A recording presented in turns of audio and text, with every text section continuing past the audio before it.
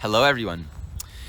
We have a full moon today, moon in Libra, sun in Aries, and we have Chiron conjunct the sun and Venus as well, just past a sun-Venus conjunction. So I'm going to share some insight on this, focusing on Chiron. And I want to start by giving some attention to just the holiday of Passover. We're in Pesach right now, Passover. And one of the core themes of Pesach is where we commemorate our ancestors, the ancient Israelites that were freed from being slaves in Egypt. There are a few exoteric, or esoteric, I don't know, layers of meaning that we can derive from this story that I think are really meaningful, speak to what I feel sort of the deeper teachings in this holiday beyond the surface literal level, and also really relate to this particular full moon energy. So the story goes that the Israelites were enslaved in Egypt. And by the way, it was for about 200 and something years. So several generations were born into it. This implies that there's been a conditioning. It's what they're familiar with. It wasn't like in one generation you're taken as slaves and you're freed from it. There was several generations of being born into it. And so the nature of the slavery was also normative. There is no notion of not that. And as the story goes, when the Israelites were freed, they actually weren't entirely happy. Right? They were taken out of what was comfortable and known and familiar, and they were, taken into the midbar, the desert, the wilderness, to travel for who knows how long before they would go to some promised land. And so this is very archetypal. The word for Egypt, where they were slaves in Hebrew, is Mitzrayim, which actually can also be translated as Mitzrayim, mi from, tsar, the narrow places. Mitzrayim, from the narrow places. They were exiled, they were redeemed from the narrow places, but psychologically, they were comfortable there. I know what it's like there. They had their food, their clothing, their shelter, everything was provided, but they weren't free. And so the freedom, which we can say represents a state of agency, where we are choosing from our agency, not just accommodating to fixed conditions that we assume to be the only possible reality. But in moving towards that freedom, there's this whole period of being in the unknown. And the story goes where they became a nation, they received the laws and all that kind of stuff. It's like they're developing some kind of identity. If we take this metaphor, we think of freedom in our own lives. It's not freedom in this way that we are leaving some kind of horrible, oppressive situation that we just got to get out of, and we're praying every day to get out of it. This freedom is actually leaving the narrow places that we're very, very comfortable with, we're very familiar with. We are safe there. We know where everything is. We can depend upon it. And so actually even wanting this freedom is a matter of becoming self-aware. We can't free ourselves from patterns, from tendencies, from conditioned behaviors if we're not aware of them. And to become aware of them first fundamentally means we need to not be comfortable with it anymore. There's a point where our suffering is, at first, it seems like it just has to happen. Like suffering just has to happen. When we get to a point where we actually start to become aware that suffering is a choice, it's like a subtle thread of consciousness, where at first we don't realize the choice involved in it. It feels circumstantial. And as we become aware of that, there's a growing discontent with any patterning, any choosing that maybe we were otherwise not aware of. The calling towards self-empowerment, the calling towards knowing our agency, claiming our agency in life, is so important, so of essence on this journey. But we can't know it. We can't know our agency if we haven't yet become profoundly discontent with the less than ideal conditions of our mind. Part of the story is Hashem, God told Moses to tell Pharaoh to let my people go. And several times he said, okay, I'll let you go. And then he would backtrack. No, I don't want them to leave. I don't want them to leave. And there came a point where it says in the Torah that God hardened the heart of Pharaoh. And he was no longer able to conceive of letting the Israelites go. And I think there's some sort of interesting metaphor in that. There was a period where Pharaoh had access to choice. He had access to some sort of empathy or understanding or compassion or agency over choice. Right? Letting them go. If we think of Pharaoh and the Israelites and Moses and God all as one person, right? These are different elements of our psyche. The Pharaoh element within us is wanting to make some changes, is wanting to free up the patterns that keep oneself enslaved and trapped. But then we have it's so comfortable, it's so familiar, I so depend upon this. And there's something that happens when we consistently make a choice towards slavery, when we consistently make a choice to live in an unfree state of mind, where we want to maintain the status quo. It becomes harder and harder and harder to even conceive of the possibility of choice. It's like we become so crystallized.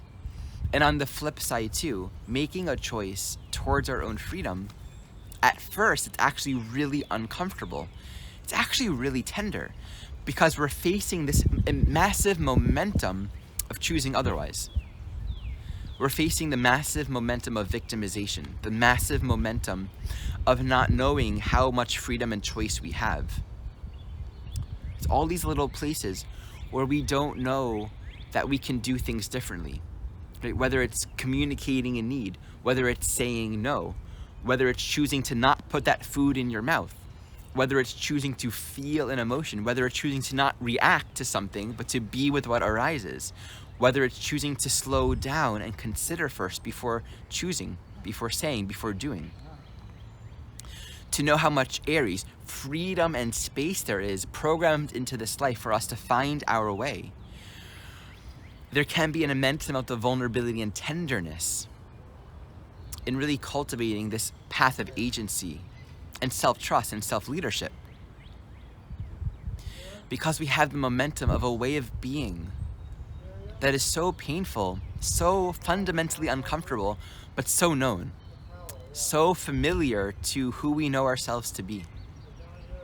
And I feel this is beautifully reflected in just the presence of Chiron on this full moon, the way that I would connect with Chiron. And there are a few dimensions that I want to speak to here.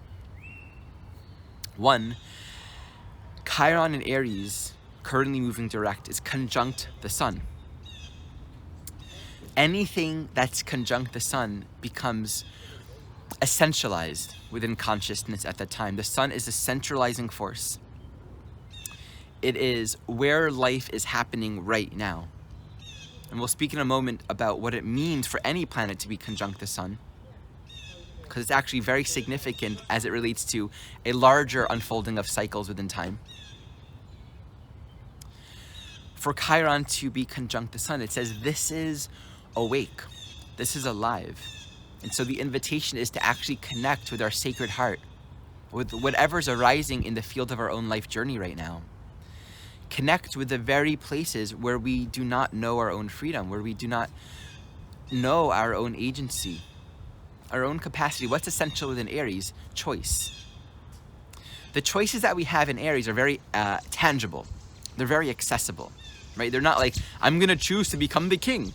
It's, I'm gonna choose in this moment, this specific thing. We cultivate the agency of response, ability to respond, which implies a level of empowerment and self-trust that says, I, in this moment, can make a choice that is relevant and useful and functional and healthy and good for how I want to live here in this life. And sometimes to access that freedom, we just have to touch base with how vulnerable it feels to be ourselves.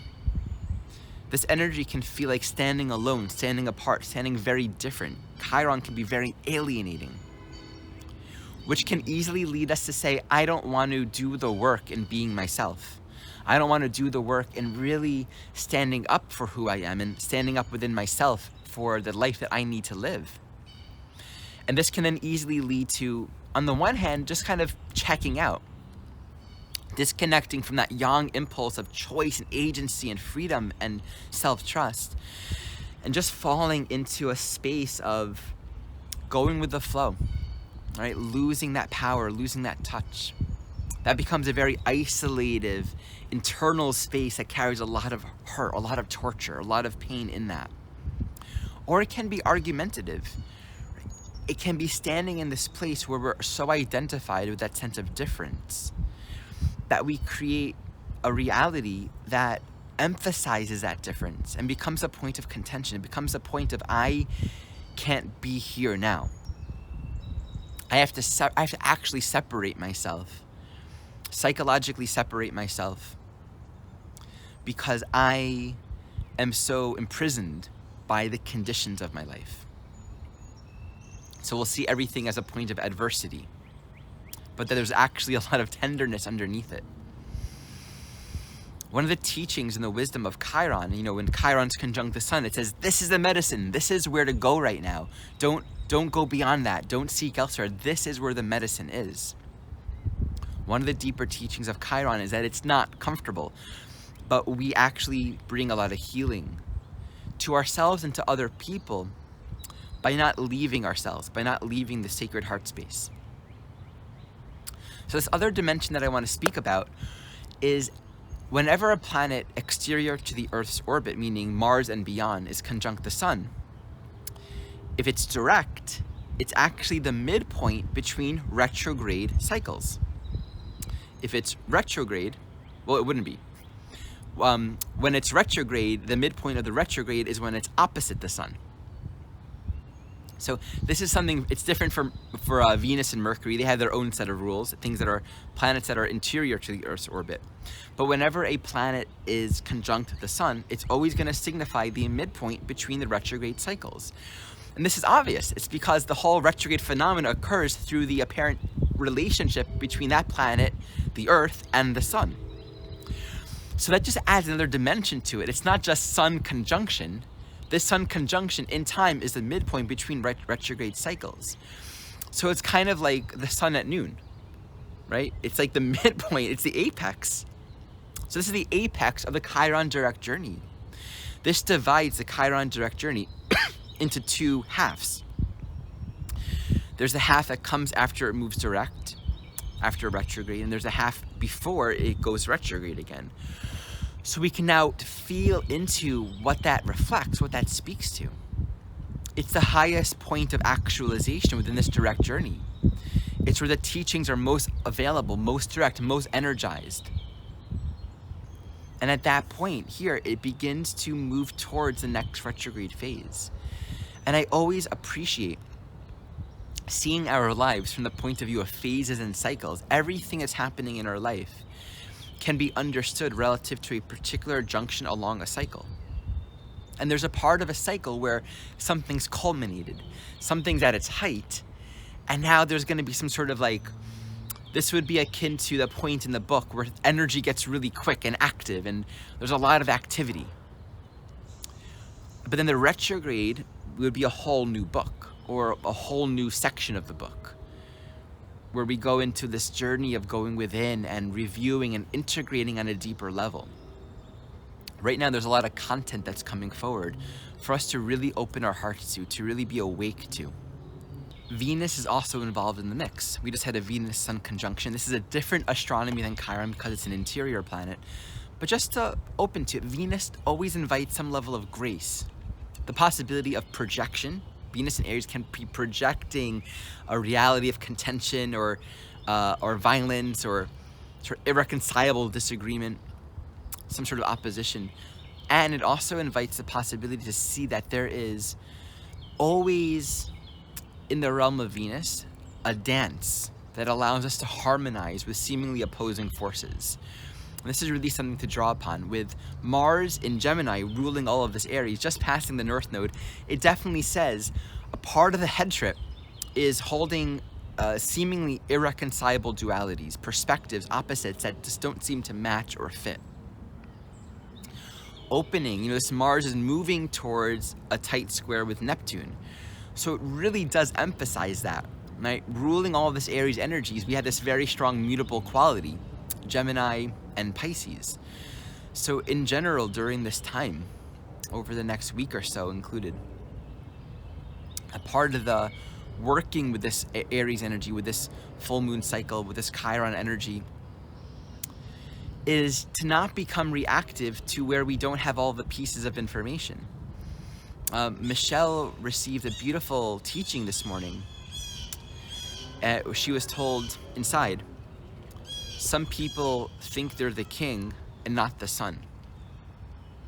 And I love that. It's different than saying some people think they're the father and not the son. I love that it's king, because to be the son of the king means there's a certain level of privilege there. It's different than just being the son of the father. Son of the king. King has a kingdom. And so the son has a certain level of privilege. Like, the whole kingdom is open for them. There's a freedom, there's a nobility, there's a royalty. There's a certain majesty to their life. They just have to not think that they're the king, but if they know who they are, wow, everything is available for them. And I just love drawing upon that. I mean, that's really inspiring to me. When I heard that, I was really touched. It's a really inspiring teaching.